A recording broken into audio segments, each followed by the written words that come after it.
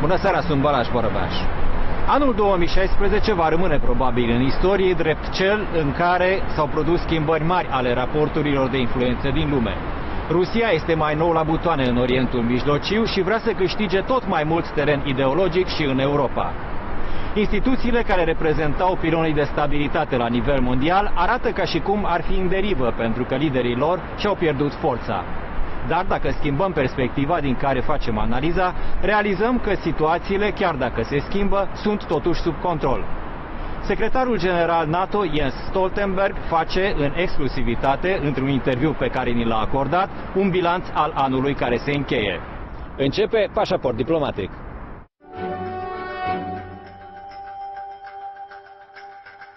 Mesajul principal pentru 2017 este să fim pregătiți pentru neprevăzut și să fim gata să reacționăm rapid dacă este nevoie. Când lucrurile se întâmplă și apar crize, să fim capabili să ne adaptăm și să răspundem într-o manieră măsurată și să fim responsabili. Declarația îi aparține secretarului general NATO, Jens Stoltenberg, și a fost făcută într-un interviu în exclusivitate pentru pașaport diplomatic.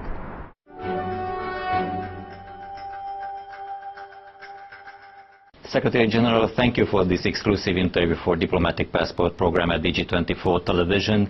First, let's start with 2016, which seems to be the most challenging year in decades in respect of foreign policy and security agenda. What were the milestones for NATO this year?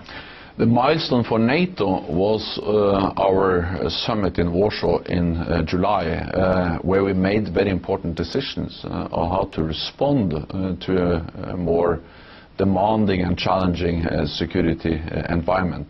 We decided to increase our presence in the eastern part of the alliance with more NATO troops, with more exercises. But we also decided to step up our efforts to fight ISIL, to fight terrorism, by providing direct support to the coalition fighting ISIL in Iraq and Syria. And we also decided to strengthen our cooperation with the European Union. So we made important decisions showing that when the world is changing and NATO is changing, to continue to deliver deterrence defense to make sure that all allies are safe. Romania is the eastern end of the NATO borders and the EU borders together with the Black Sea. How should the Black Sea be protected and what should Romania's role be in it? First of all, the core task of NATO and the core idea of NATO is that we stand together and protect each other. It's based on the idea that if one ally is attacked, it's considered an attack on the whole alliance. This is collective defense.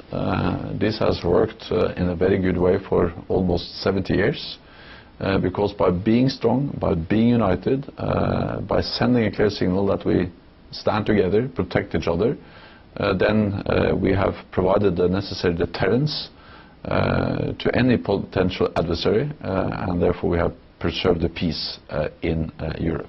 When it comes to the Black Sea region in particular, we have decided to increase or to strengthen our presence in the southeast of the alliance and in Romania, and especially with the Romanian-led brigade, but where also other NATO allies will contribute forces.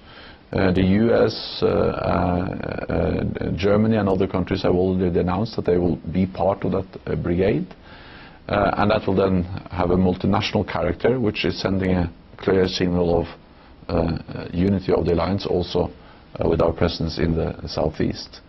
Then we are looking into how we can also strengthen our presence over the Black Sea with air assets and naval assets, and of course this is a discussion which now takes place very much focused on the littoral states, Romania, Bulgaria and Turkey. And I welcome that NATO and the littoral NATO allies around the Black Sea are now sitting down and looking into how we can strengthen our presence in the Black Sea region. President Putin rarely makes open threatening statements in different contexts, but he has done so with Romania in respect of Romania hosting the anti-missile defensive system at Deveselu. Does NATO has intel on possible retaliatory measures planned by Russia? So we don't see any imminent threat against any NATO ally, and we don't see any imminent threat against Romania either. But what we see is a significant Russian military buildup, which has increased their capacities and their capabilities, including in Crimea, where we see a significant Russian military buildup.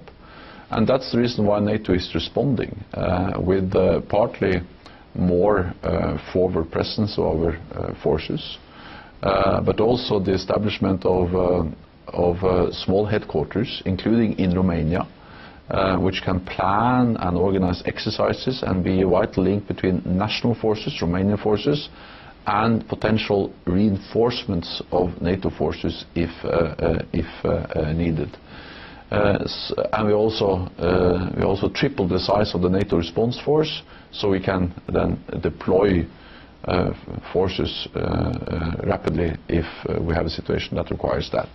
So we have seen a more assertive Russia, we have seen a significantly military build-up, and we have seen a more aggressive rhetoric, and all of this has forced us to respond, but we are responding in a measured, defensive and proportionate way, because we don't want to escalate the situation. We still want to strive for a more constructive and cooperative relationship with Russia, so we have to do this in a balanced way, and that's exactly what we are doing.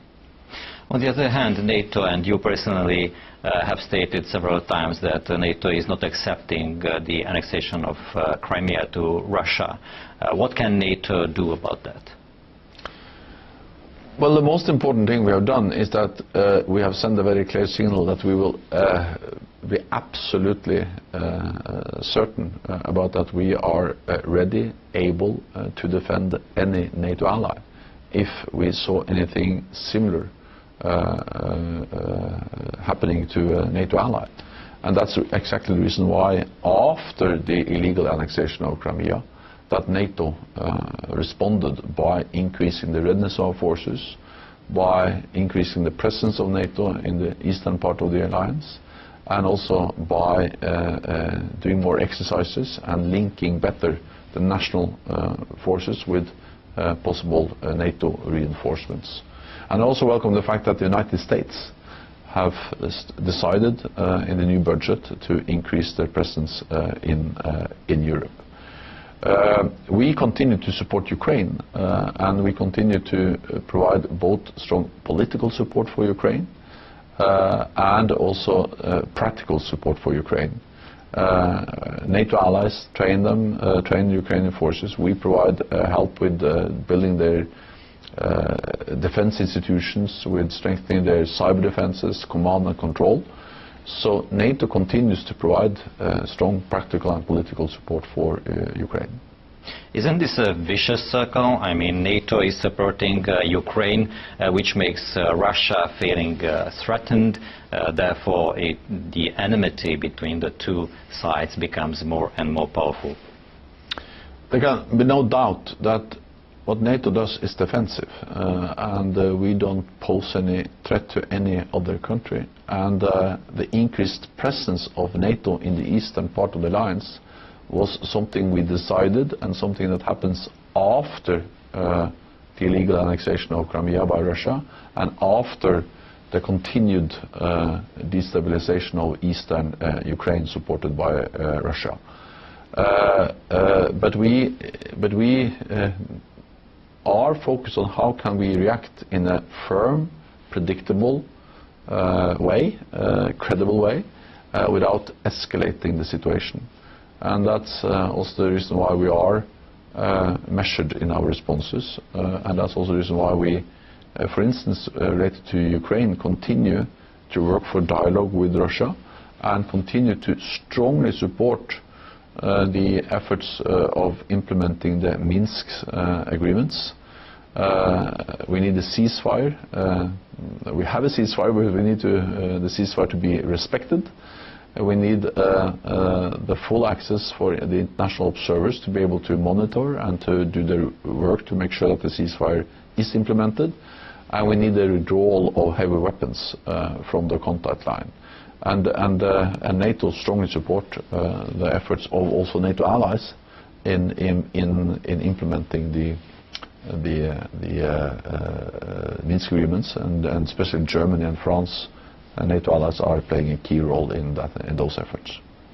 Cyber war seems to be intensifying in Europe and in the transatlantic region. Is NATO preparing for this kind of war? Cyber threats is something which we must understand is becoming more and more an important part of any potential conflict, and cyber attacks is not only something that might happen in the future. Cyber attacks happens almost every day, and we see also more and more reports about that states are behind cyber attacks against different NATO allies. We have seen reports from the Baltic countries, we have seen reports from Germany, and of course we have seen the reports from the United States and from other countries. So that's the reason why we have really increased our efforts to strengthen our cyber defenses. We made a decision at our last summit to establish cyber as an operational domain, meaning that we have now air, sea, land and cyber as military operational domains. And this will strengthen our coordination of our efforts to strengthen cyber defenses, both our ability to defend our own cyber networks, which are of great importance, especially in operations like, for instance, in Afghanistan or in Kosovo, but also to help allies to defend their systems, share best practices, do more research, and if needed, we're able to deploy small teams to defend the cyber networks of allies. So we are really stepping up because cyber is more and more important in the security context. You mentioned Ukraine, but there are other conflict focal points in the world, in Yemen, Libya, Syria not to mention. What is your prediction for 2017? What will happen there? Will conflicts increase or deepen or perhaps ease? I think what we have learned, especially over the last couple of years, is that the world has become more unpredictable, more unstable, and therefore it has become more difficult to predict. But that just means that it has become even more important that we are prepared for the unforeseen, that we have high readiness, and that we have strong institutions and strong NATO allies. So when things happen, when crises occur, then we are able to adapt and to respond in a measured and responsible way. So the main message for 2017 is to be prepared for the unforeseen and be ready to act on very short notice if needed.